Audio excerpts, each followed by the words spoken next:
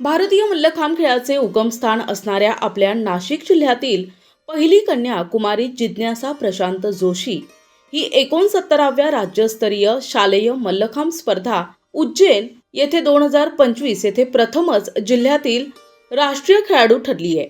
हिने नाशिककरांची मान अभिमानानं उंचावली आहे।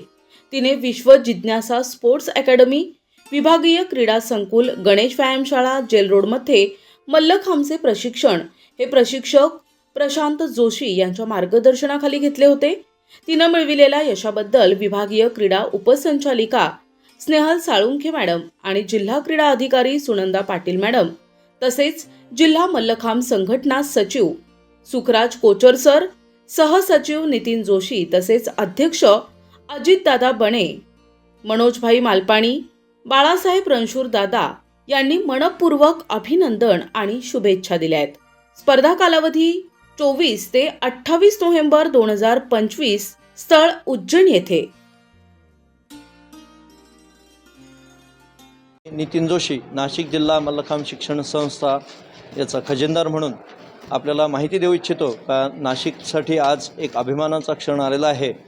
नाशिक जिल्ह्याची कन्या ही राष्ट्रीय स्पर्धांसाठी, शालेय राष्ट्रीय स्पर्धांसाठी तिची निवड होऊन तिने त्या ठिकाणी नाशिकचा झेंडा रोवलेला आहे आणि तिथे तृतीय क्रमांकाचे पारितोषिक मिळून नाशिककरांसाठी अभिमानाचा क्षण तिने निर्माण करून दिलेला आहे।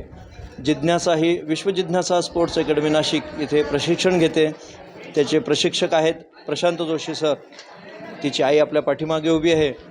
आज तिने या मिळवलेल्या यशाबद्दल तिचं नाशिक जिल्हा मल्लखांब शिक्षण संस्था तसंच विश्व जिज्ञासा स्पोर्ट्स अकॅडमीतर्फे आपण अभिनंदन करतो आणि भावी वाटचालीस शुभेच्छा देतो।